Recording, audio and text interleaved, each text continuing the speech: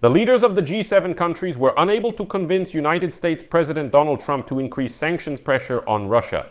Trump only stated that it was a huge mistake to expel Putin from the G8 11 years ago, and that this supposedly prompted him to attack Ukraine.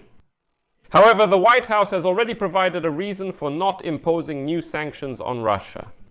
It turns out that the war between Israel and Iran is to blame for everything, where Trump was hoping for Putin's mediation in negotiations between the United States and Iran.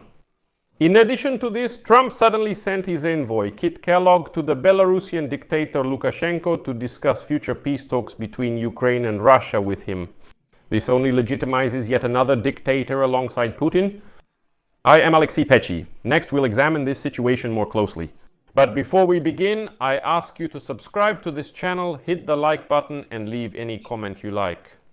Also subscribe to my Telegram channel, the link to it is in the description of this video. There we post breaking news as soon as it comes in. So, at a dinner during the summit that took place in Canada on Monday, June 16th, Trump once again disappointed the Allies by stating that the sanctions against Moscow are costing the United States of America too much, and therefore it's not necessary to impose them. In addition, he reaffirmed his previous objections to the policy of economic pressure on the Russian side. Among European countries, the skepticism is growing regarding Trump's ability to carry out his own threats of imposing new restrictions against Russia. Although the countries of the European Union continue to engage with the United States President and respond to his position with restraint, at the same time they are actively strengthening their own defense ties with allies and seeking ways to support Ukraine amid Washington's waning interest in helping Kyiv. Nevertheless, as expected, the final statement of the summit chairman, presented by Canadian Prime Minister Mark Carney, emphasized the commitment to efforts for a peaceful resolution of the conflict with United States mediation. The statement says that Ukraine is showing readiness for a ceasefire while Russia is not. And the document also suggests a call to continue putting pressure on Moscow through sanctions. Although, as you understand, all these statements mean absolutely nothing against the backdrop of Trump's unwillingness to actually put pressure on Moscow. Let me remind you that ahead of the summit, the European Union has already proposed the 18th package of sanctions against Russia. In the United Kingdom, in turn, on June 17th, new restrictions were announced targeting the Russian energy and financial sectors. Both sides also supported lowering the price cap on oil from Russia, which had previously faced resistance from the United States.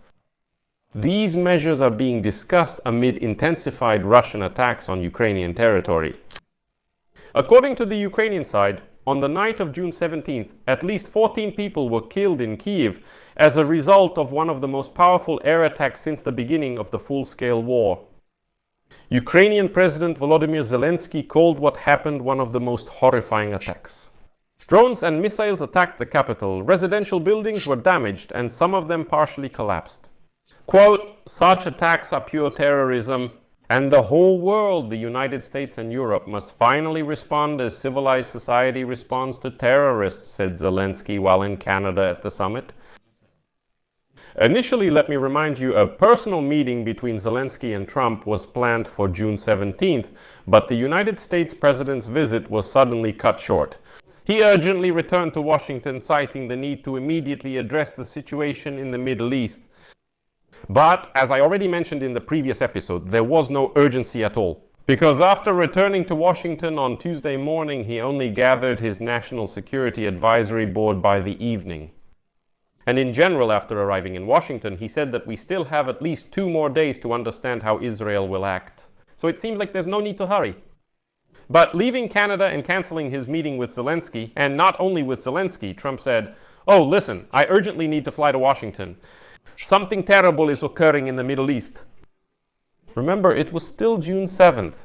Not so long ago, Trump publicly stated that he was ready, quote, "to impose devastating sanctions against Russia if necessary."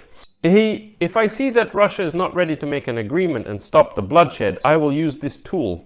If necessary, it will be used. This is a statement by Trump from June 7th. Less than 2 weeks after their introduction on the 18th, Trump is already questioning the benefit and purpose of the sanctions, claiming they are not advantageous to anyone.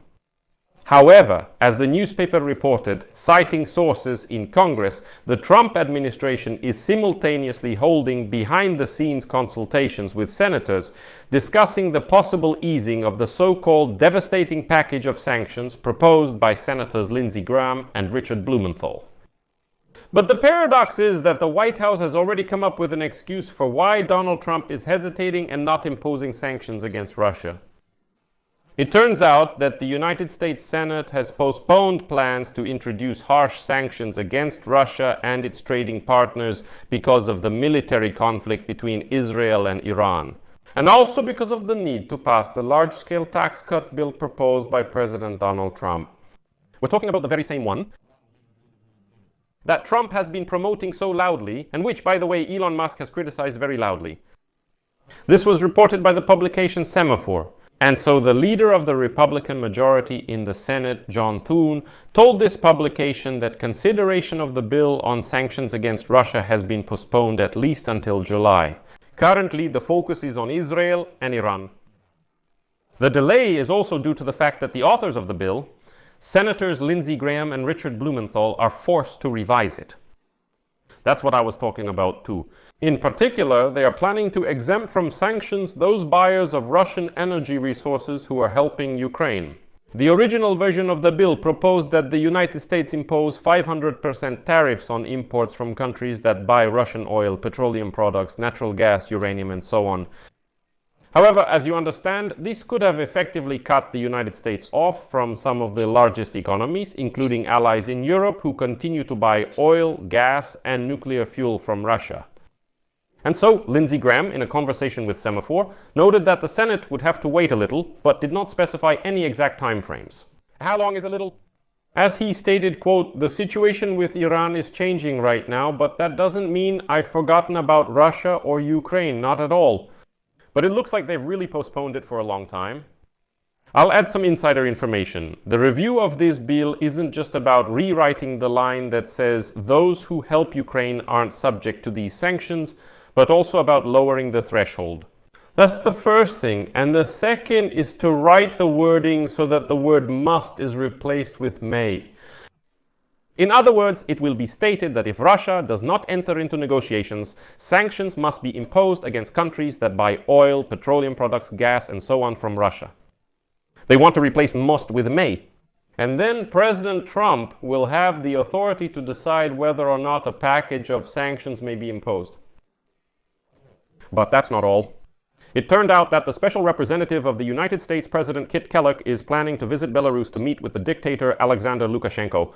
This is reported with reference to its own sources in Belarus. Kellogg will likely meet with the self-proclaimed President Lukashenko. This became known from 4 diplomatic sources at once, but there is no official statement yet. According to 2 sources, the exact agenda is still unknown. At the same time, Kellogg stated in private conversations that he considers this trip a potential step towards starting peace talks to end Russia's war against Ukraine. So, is this a hint that Lukashenko, will be the facilitator in these negotiations, or what? The United States State Department, the White House, Kellogg himself, and the Belarusian embassy in Washington all refused to comment on this information. And as Reuters notes, such diplomatic visits require delicate negotiations and can be changed or cancelled at the last minute. If the visit takes place, Kellogg will become the highest-ranking representative of the United States to visit Belarus in recent years. The last visit took place in 2020 when United States Secretary of State Mike Pompeo arrived in Minsk as part of efforts to improve relations with Lukashenko, against the backdrop of his cooling contacts with Moscow. But in the meantime, the Russians are becoming even more brazen. The Russian Federation will demand that Ukraine destroy all the weapons it received from its Western partners, which were provided to defend it from the invading Russian forces. This was stated yesterday by the deputy head of the Russian Ministry of Foreign Affairs, Alexander Grushko. He claims that the frenzied arming of Ukraine supposedly threatens the Western countries themselves, since this weaponry is difficult to control. And so he states that all these surpluses must be destroyed, all international procedures are well known, they must be reduced and disposed of, and this must be guaranteed. Let me put it in simple terms here. In short, Moscow is insisting that all Western weapons provided to Ukraine in recent years be visibly destroyed. Moscow demands that Ukraine recognize Crimea and the occupied parts of Donetsk, Luhansk, Zaporizhzhia and Kherson regions as Russian territory. The occupiers want Ukraine to become a completely neutral, non-aligned state. The Kremlin is also restricting the armed forces of Ukraine. This refers to the so-called demilitarization and reduction of the size of the Ukrainian army. Russia is not demanding guarantees for the rights of Russian speakers, fighting nationalist groups, or lifting sanctions against Russia. All of them. Ukraine considers such demands as an ultimatum, which would lead to the loss of sovereignty, territorial integrity, and, importantly, the right to international cooperation. Meanwhile, Trump is using the Middle East war as a cover, saying now is not the time to impose sanctions on dictator Putin. I'll leave it at that. Share your opinions and conclusions in the comments below this episode. Subscribe to the channel, hit the bell, and don't forget to like. That's all for now. Take care, everyone. Bye.